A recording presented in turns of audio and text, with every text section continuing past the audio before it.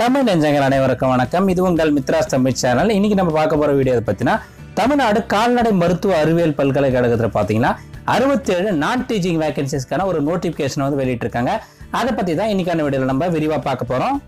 நோட்டிபிகேஷன்ல டோட்டலா பாத்தீங்கன்னா 6 பேஜஸ் இருக்கு. நான் இந்த நோட்டிபிகேஷன்ல இருக்க முக்கியமான பாயிண்ட்ஸ் மட்டும் தான் இந்த வீடியோல டிஸ்கஸ் பண்ணிருக்கேன். நீங்க கூடுதல் தகவல்களுக்கு இதோட டவுன்லோட் பண்ற லிங்க் வந்து நான் டிஸ்கிரிப்ஷன்ல கொடுத்துருக்கேன். அதை டவுன்லோட் பண்ணி நீங்க இதை பத்தி முழுமையா தெரிஞ்சுக்கலாம். ஃபர்ஸ்ட் ஜாப் கேட்டகரி பாத்தீங்கன்னா ஃபார்ம் மேனேஜர். இதுக்கு பாத்தீங்கன்னா 3 வேகன்சி சொல்லியிருக்காங்க. ஜூனியர் இன்ஜினியர் சிவில் இதுக்கு வந்து ஒரு வேகன்சி சொல்லியிருக்காங்க. ஜூனியர் இன்ஜினியர் மெக்கானிக்கல் இதுக்கு வந்து ஒரு வேகன்சி சொல்லியிருக்காங்க. அசிஸ்டன்ட் டிராஃப்ட்ஸ்மேன் சிவில் இதுக்கு வந்து ஒரு வேகன்சி சொல்லியிருக்காங்க. பைண்டர் கிரேட் 2 இதுக்கு வந்து ஒரு வேகன்சி சொல்லியிருக்காங்க. பாய்லர் மேன் கிரேட் 2 இதுக்கும் பாத்தீங்கன்னா ஒரு வேகன்சி சொல்லியிருக்காங்க. கார்பெண்டர் கிரேட் 2 இதுக்கு பாத்தீங்கன்னா 2 வேகன்சி சொல்லியிருக்காங்க. டிரைவருக்கு பாத்தீங்கன்னா 10 வேகன்சி சொல்லியிருக்காங்க. எலக்ட்ரிஷியன் கிரேட் 2 இதுக்கு பாத்தீங்கன்னா 2 வேகன்சி சொல்லியிருக்காங்க. ஹை டென்ஷன் ஆபரேட்டர் இதுக்கு பாத்தீங்கன்னா ஒரு வேகன்சி சொல்லியிருக்காங்க. டேட்டா என்ட்ரி ஆபரேட்டர் பாத்தீங்கன்னா 2 வேகன்சி சொல்லியிருக்காங்க. மெஷின் ஆபரேட்டர் மெஷின் மேன் இதுக்கு பாத்தீங்கன்னா ஒரு வேகன்சி சொல்லியிருக்காங்க. Offset assistant / cameraman cum plate maker இதுக்கு பாத்தீங்கன்னா 2 வேகன்சி சொல்லியிருக்காங்க. சானிட்டரி இன்ஸ்பெக்டர் இதுக்கு பாத்தீங்கன்னா ஒரு வேகன்சி சொல்லியிருக்காங்க. அதுக்கப்புறம் பாத்தீங்கன்னா ஸ்டெனோடைபிஸ்ட் கிரேட் 3 இதுக்கு பாத்தீங்கன்னா 4 வேகன்சி சொல்லியிருக்காங்க. எல்லா கேட்டகரியுமே பாத்தீங்கன்னா ரைட் சைடு பக்கத்திலே பாத்தீங்கன்னா எந்தெந்த கம்யூனிட்டிக்கு வந்து எவ்வளவு ஜாப்ஸ் வந்து அலாட் பண்ணிருக்காங்க அந்த ரிசர்வேஷன் டீடைல்ஸ் எல்லாமே கொடுத்திருக்காங்க. இந்த மாதிரியான யூஸ்ஃபுல்லான வீடியோஸ் எல்லாம் நீங்க மிஸ் பண்ணாம பார்க்கிறதுக்கு மறக்காம சேனலை சப்ஸ்கிரைப் பண்ணிட்டு கூடவே இருக்க அந்த பெல் பட்டனை பிரஸ் பண்ணிடுங்க. எல்லா வித நோட்டிபிகேஷன்ஸும் உடனுக்குடன் உங்களுக்கு வந்துவிடும். அடுத்த கேட்டகரி பாத்தீங்கன்னா டெக்னிக்கல் அசிஸ்டன்ட் சிவில் இதுக்கு பாத்தீங்கன்னா ஒரு வேகன்சி சொல்லியிருக்காங்க. டெக்னிக்கல் அசிஸ்டன்ட் மெக்கானிக்கல் இதுக்கும் பாத்தீங்கன்னா ஒரு வேகன்சி சொல்லியிருக்காங்க. டெக்னிக்கல் அசிஸ்டன்ட் எலக்ட்ரிக்கல் இதுக்கும் பாத்தீங்கன்னா ஒரு வேகன்சி சொல்லியிருக்காங்க. டெக்னீஷியன் கிரேட் 2 இதுக்கு பாத்தீங்கன்னா 30 வேகன்சி சொல்லியிருக்காங்க. ஒயர்மேன் கிரேட் 2 இதுக்கு ஒரு வேகன்சி சொல்லியிருக்காங்க.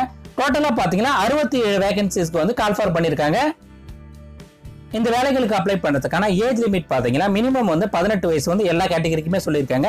மேக்ஸிமம் ஏஜ் லிமிட் பாத்தீங்கன்னா ஓசிக்கு வந்து 30 வயசு வரைக்கும் சொல்லியிருக்காங்க. எம்பிசி டிசி பிசி பிசி முஸ்லீம் பாத்தீங்கன்னா மேக்ஸிமம் வந்து 32 வயசு வரைக்கும் சொல்லியிருக்காங்க.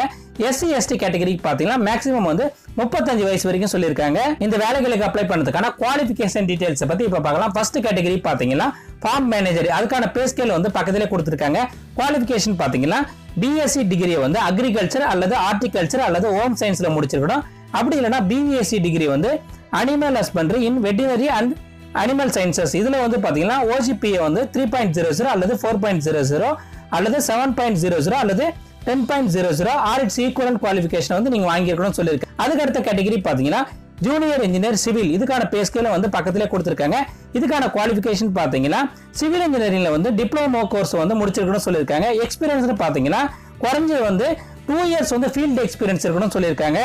அடுத்த கேட்டகரி பாத்தீங்கன்னா ஜூனியர் இன்ஜினியர் மெக்கானிக்கல் இதுக்கு பாத்தீங்கன்னா டிஎம்இ அதாவது diploma in mechanical engineering course முடிச்சிருக்கணும்னு சொல்லியிருக்காங்க. 2 இயர்ஸ் வந்து எக்ஸ்பீரியன்ஸ் இருக்கணும்னு சொல்லியிருக்காங்க. அதுக்கு அடுத்தது பாத்தீங்கன்னா அசிஸ்டன்ட் டிராஃப்ட்ஸ்மேன் சிவில் இதுக்கு பாத்தீங்கன்னா சர்டிபிகேட் கோர்ஸ் இன் டிராஃப்ட்ஸ்மேன்ஷிப் அல்லது diploma in civil engineering with machine and hand drawing as major சப்ஜெக்டா படிச்சிருக்கணும்னு சொல்லியிருக்காங்க. அடுத்த கேட்டகரி பாத்தீங்கன்னா பைண்டர் கிரேட் 2 இதுக்கு பாத்தீங்கன்னா 10th வந்து பாஸ் பண்ணிருக்கணும். கூடுதலா பாத்தீங்கன்னா pass in higher grade book binding technical examination conducted by Government of Tamil Nadu or National Trade Certificate in Book Binding awarded by the National Council for Training in Vocational Trades அல்லது Training in Book Binding for 3 years அல்லது Trade Test in ITI for 1 year in Binding அல்லது Undergone Apprenticeship Trainingship for 3 years in Binding with 5 years experience in Book Binding இதை முடிச்சவங்க வந்து இதுக்கு apply பண்ணலாம்னு சொல்லியிருக்காங்க. அடுத்த கேட்டகரி பாத்தீங்கன்னா பாய்லர் மேன் கிரேட் 2 இதுக்கு பாத்தீங்கன்னா 10th வந்து பாஸ் பண்ணிருக்காங்க. கூடுதலா பாத்தீங்கன்னா grade 2 certificate issued by Chief Inspector of Boiler அதுக்கப்புறம் பாத்தீங்கன்னா 2 இயர்ஸ் வந்து ஒர்க் எக்ஸ்பீரியன்ஸ் இருக்கணும்னு சொல்லியிருக்காங்க. Maintenance and operation of electrically operated or oil fired boilers and water treatment பிளான்ட்ஸ்ல வந்து ஒர்க் பண்ணதுக்கான 2 இயர்ஸ் எக்ஸ்பீரியன்ஸ் இருக்கணும்னு சொல்லியிருக்காங்க. அடுத்த கேட்டகரி பாத்தீங்கன்னா கார்பெண்டர் கிரேட் 2 இதுக்கு பாத்தீங்கன்னா தமிழ்ல வந்து எழுத படிக்க தெரிஞ்சிருக்கணும்னு சொல்லியிருக்காங்க. கூடுதலா பாத்தீங்கன்னா கார்பெண்டர் தொழில் வந்து 3 வருஷம் வந்து ஒர்க் எக்ஸ்பீரியன்ஸ் இருக்கணும்னு சொல்லியிருக்காங்க. அப்படி இல்லைன்னா ஐடிஐல வந்து கார்பெண்டர் ட்ரேட் வந்து முடிச்சிருக்கணும்னு சொல்லியிருக்காங்க. அடுத்த கேட்டகரி பாத்தீங்கன்னா டிரைவர் இதுக்கு பாத்தீங்கன்னா வேலிடா இருக்க கரண்ட்ல இருக்க டிரைவிங் லைசன்ஸ் அதாவது எல்எம்இ வெஹிக்கிள் ஓட்டுற டிரைவிங் லைசன்ஸ் இருக்கணும்னு சொல்லியிருக்காங்க. எக்ஸ்பீரியன்ஸ் பாத்தீங்கன்னா 2 வருஷத்துக்கு குறையாத எக்ஸ்பீரியன்ஸ் இருக்கணும்னு சொல்லியிருக்காங்க. தமிழ்ல வந்து எழுத படிக்க தெரிஞ்சிருக்கணும்னு சொல்லியிருக்காங்க. அடுத்த கேட்டகரி பாத்தீங்கன்னா எலக்ட்ரிஷியன் கிரேட் 2 இதுக்கு பாத்தீங்கன்னா ஐடிஐ கோர்ஸ் வந்து சம்பந்தப்பட்ட ட்ரேட்ல வந்து முடிச்சிருக்கணும் சொல்லியிருக்காங்க. கூடுதலா பாத்தீங்கன்னா தமிழ்ல வந்து எழுத படிக்க தெரிஞ்சிருக்கணும்னு சொல்லியிருக்காங்க. அவங்களுக்கு வந்து வேலிட் எக்ஸ்பீரியன்ஸ் வந்து சம்பந்தப்பட்ட துறையில வந்து இருக்கணும்னு சொல்லியிருக்காங்க. அடுத்த கேட்டகரி பாத்தீங்கன்னா ஹை டென்ஷன் ஆபரேட்டர். இதுக்கு பாத்தீங்கன்னா டிப்ளமோ கோர்ஸ் வந்து எலக்ட்ரிக்கல் இன்ஜினியரிங்ல முடிச்சவங்க வந்து அப்ளை பண்ணலாம்னு சொல்லியிருக்காங்க. கூடுதலா பாத்தீங்கன்னா சி சர்டிபிகேட், அதாவது எலக்ட்ரிக்கல் சூப்பர்வைசர் சர்டிபிகேட் வந்து நீங்க வச்சிருக்கணும்னு சொல்லியிருக்காங்க. அடுத்த கேட்டகரி பாத்தீங்கன்னா டேட்டா என்ட்ரி ஆபரேட்டர். இதுக்கு பாத்தீங்கன்னா ஏதாவது ஒரு டிகிரி வாங்கியிருக்கணும்னு சொல்லியிருக்காங்க. கூடுதலா பாத்தீங்கன்னா டேட்டா என்ட்ரி ஆபரேஷன் வந்து சர்டிபிகேட் கோர்ஸ் வந்து முடிச்சிருக்கணும்னு சொல்லியிருக்காங்க. டைப் ரைட்டிங்ல பாத்தீங்கன்னா இங்கிலீஷ் அண்ட் தமிழ் வந்து ஹையர் அண்ட் லோயர் வந்து பாஸ் பண்ணிருக்கணும்னு சொல்லியிருக்காங்க. 1 இயர் வந்து எக்ஸ்பீரியன்ஸ் இருக்கணும்னு சொல்லியிருக்காங்க. கம்ப்யூட்டர்ல வந்து நாலேஜ் இருக்கணும்னு சொல்லியிருக்காங்க. அடுத்த கேட்டகரி பாத்தீங்கன்னா machine operator slash machine man. இதுக்கு பாத்தீங்கன்னா 10th பாஸ் பண்ணிட்டு சம்பந்தப்பட்ட ட்ரேட்ல வந்து ட்ரேட் சர்டிபிகேட் வச்சிருக்கணும்னு சொல்லியிருக்காங்க. கூடுதலா பாத்தீங்கன்னா 3 இயர்ஸ் வந்து எக்ஸ்பீரியன்ஸ் வந்து பிரிண்டிங் மிஷின்ல வந்து ஒர்க் பண்ண எக்ஸ்பீரியன்ஸ் இருக்கணும்னு சொல்லியிருக்காங்க. அடுத்த கேட்டகரி பாத்தீங்கன்னா offset assistant slash cameraman cum plate maker. இதுக்கு பாத்தீங்கன்னா 8ஆம் வகுப்பு வந்து பாஸ் பண்ணிருக்கணும்னு சொல்லியிருக்காங்க. கூடுதலா பாத்தீங்கன்னா பிராக்டிகல் எக்ஸ்பீரியன்ஸ் வந்து 2 இயர்ஸ்ல வந்து ஹேண்ட்லிகாப் ஆஃப்செட் கேமரா அண்ட் பிளேட் மேக்கிங்ல வந்து 2 வருஷம் எக்ஸ்பீரியன்ஸ் இருக்கணும்னு சொல்லியிருக்காங்க. அடுத்த கேட்டகரி பாத்தீங்கன்னா சானிட்டரி இன்ஸ்பெக்டர். இதுக்கு பாத்தீங்கன்னா சானிட்டரி இன்ஸ்பெக்டர் சர்டிபிகேட் வந்து வச்சிருக்கணும்னு சொல்லியிருக்காங்க. அல்லது எல்எம்பி டிப்ளமோ வந்து வாங்கியிருக்கணும். அப்படி இல்லைன்னா சானிட்டரி இன்ஸ்பெக்டர் எக்ஸாமினேஷன் வந்து தமிழ்நாடு ஸ்டேட் போர்டு கண்டக்ட் பண்ற எக்ஸாம் அல்லது அதற்கு இணையான கல்வி தகுதி நீங்க வந்து வாங்கி இருக்கணும்னு சொல்லியிருக்காங்க. அடுத்த கேட்டகரி பாத்தீங்கன்னா ஸ்டெனோ டைபிஸ்ட் கிரேட் 3. இதுக்கு பாத்தீங்கன்னா டிகிரி படிச்சவங்களுக்கு பாத்தீங்கன்னா ப்ரெஃபரன்ஸ் வாங்கப்படும் சொல்லியிருக்காங்க. கீழே பாத்தீங்கன்னா டைப் ரைட்டிங் அண்ட் ஷார்ட் ஹேண்ட்ல வந்து நீங்க வந்து ஹையர் அண்ட் லோயர் வந்து முடிச்சிருக்கணும்னு சொல்லியிருக்காங்க. கூடுதலா பாத்தீங்கன்னா டோட் ஆஃபர் பண்ற computer and office automation certificate course வந்து நீங்க முடிச்சிருக்கணும்னு சொல்லியிருக்காங்க. இன்கேஸ் நீங்க டிப்ளமோ இன் கம்ப்யூட்டர் சயின்ஸ் அல்லது டிகிரி வந்து கம்ப்யூட்டர் சயின்ஸ்ல முடிச்சிருந்தா இந்த ஆஃபீஸ் ஆட்டோமேஷன் கோர்ஸ்ல இருந்து எக்ஸம்ஷன் கொடுத்திருக்காங்க. அடுத்த கேட்டகரி பாத்தீங்கன்னா டெக்னிக்கல் அசிஸ்டன்ட் சிவில். இதுக்கு பாத்தீங்கன்னா diploma in civil engineering course முடிச்ச எல்லாருமே வந்து இதுக்கு அப்ளை பண்ணலாம்னு சொல்லியிருக்காங்க. அப்படி இல்லைன்னா அதுக்கு ஈக்குவலண்டான கோர்ஸ் முடிச்ச எல்லாருமே வந்து இதுக்கு அப்ளை பண்ணலாம்னு சொல்லியிருக்காங்க. அடுத்த கேட்டகரி பாத்தீங்கன்னா டெக்னிக்கல் அசிஸ்டன்ட் மெக்கானிக்கல். இதுக்கு பாத்தீங்கன்னா diploma in mechanical engineering course முடிச்ச எல்லாருமே வந்து இதுக்கு அப்ளை பண்ணலாம்னு சொல்லியிருக்காங்க. அப்படி இல்லைன்னா அதுக்கு ஈக்குவலண்டான டிப்ளமோ முடிச்ச எல்லாருமே வந்து இதுக்கு அப்ளை பண்ணலாம்னு சொல்லியிருக்காங்க.